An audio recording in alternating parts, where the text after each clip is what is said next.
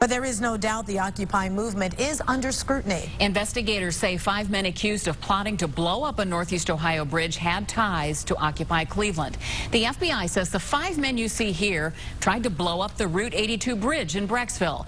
Agents say the men were self-proclaimed anarchists who wanted to take down corporate America.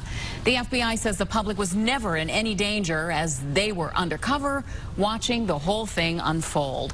News Channel 5's Paul Kiska has been covering this story since it first broke yesterday morning. And Paul, today you talked with a terrorism expert who really has some good perspective on who these guys really are. Well, he sure does, and he's an absolute expert on this subject. Kent State professor Chris Banks has written books on terrorism, on 9/11, and the Patriot Act. He says investigations like this one about the bomb plot are important for public safety, but can risk going off track.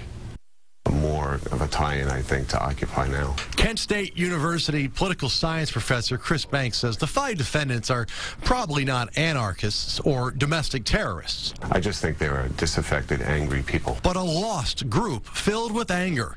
Banks says aimless, angry groups can be fueled with rage as national movements like Occupy Now linger. When you have protests ongoing in the United States that tap into that sort of anger, especially in an era of political division, the one that we're in right now, it makes sense that you're going to see more of these kind of plots uncovered and perhaps stopped. Banks says it's good the defendants were stopped for public safety, but says one could question the extensive means used by federal investigators to set the trap. A fair amount of enticement, I would think, by the use of confidential informants and plants within this group to try to solicit information that they were doing something.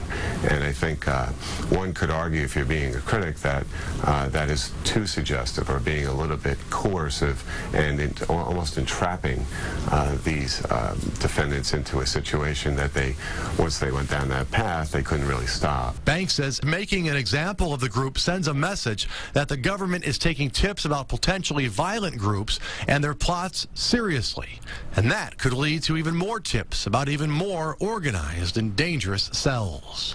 Really go back to what 9/11 was all about. It was an embarrassment to the government. It's always good for the government to have high visibility prosecutions and arrests at particular times in history, and this might be one of them.